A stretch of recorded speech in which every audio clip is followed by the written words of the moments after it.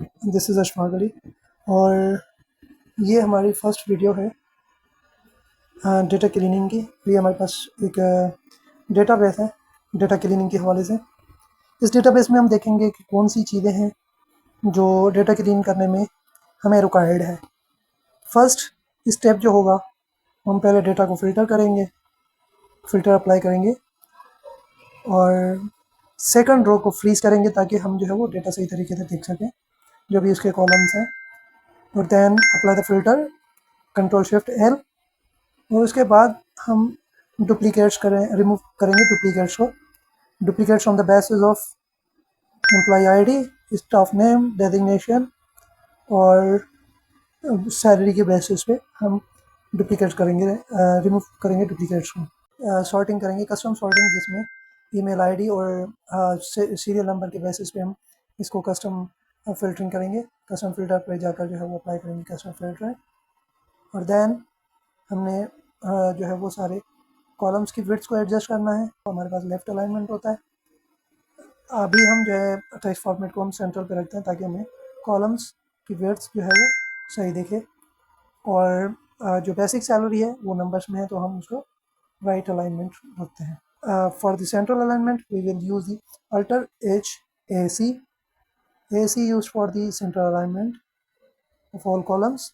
Employment type में हम देखेंगे कि सेल्स के बीच में विड्थ है, जैसे कि स्पेस है एफ कॉलम में, परमानेंट के नीचे स्पेस है तो हम जो है वो इसको एडजस्ट करेंगे थ्रू डेटा क्लीनिंग।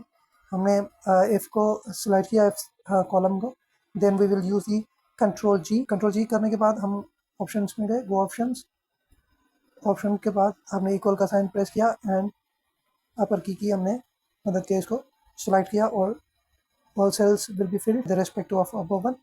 पहले हम ट्रिम इस्तेमाल करेंगे इसके स्पेसेस को रिमूव करने के लिए। we will use the trim and we will remove the spaces from the designation. After that we will use the proper use करने के लिए हम proper का जो है वो फार्मूला यूज़ करेंगे equal to the proper, and जो ट्रिम वाला डेजिग्नेशन है उसको हम जो है वो करेंगे हाईलाइट। तो ये सारे ये पूरा कॉलम हमारे पास प्रॉपर नेम पे आ गया। डेट ऑफ बर्थ में देखेंगे कि ये जो है वो डेट ऑफ बर्थ नंबर्स में है तो हम इसको डेट फॉर्मेट में लाते हैं। तो इसके लिए हम यूज़ करेंगे टेक्स्ट में कन्वर्ट करते हैं मंथ, ईयर और डेट, इसमें हमने कन्वर्ट कर दिया इसको। तो ये हमारे पास एक्चुअल डेट ऑफ बर्थ आ गई। टेक्स्ट के फार्मूला से हमारे पास जो है वो डेट ऑफ बर्थ आ गई।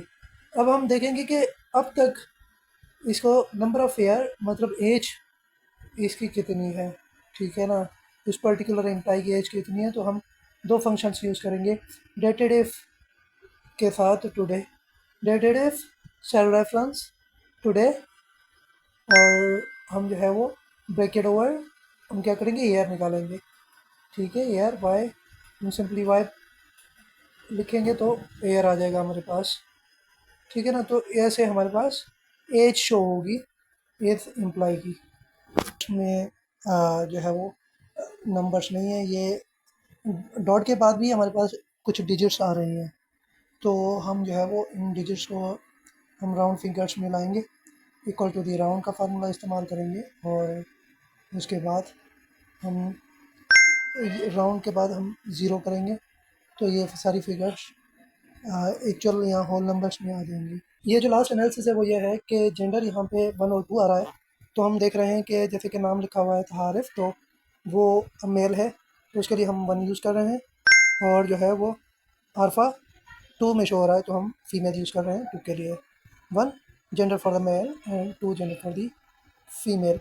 तो हम इस पर अप्लाई करेंगे वी लुकअप कि ये जो 2 हैं वो हमारे कॉलम में फिल हो जाएंगे, equal to the V lookup this one sheet 2 में से हम जो है वो इसको फिक्स करेंगे वो कॉलम 2 के रेफरेंस जहाँ से मुझे वैल्यू पे करना है, इसको हम F4 से फिक्स करेंगे और ड्रैग डाउन करेंगे तो ये हमारे पास वैल्यू आ गई मेल और फीमेल में। जो मैं ये येलो हाईलाइट कर रहा हूँ सेल्स, यहाँ पे हमने डेटा क्लीनिंग प्रोसेस स्टार्ट किया, को क्लीन करने में जितने भी स्टेप्स थे वो अप्लाई किया। नेक्स्ट जो वीडियो होगी वो इसी की कंटिन्यूटी में होगी जिसमें हम जो है वो इसी डेटा को फार्मूलाज के हिसाब से देखेंगे कि कौन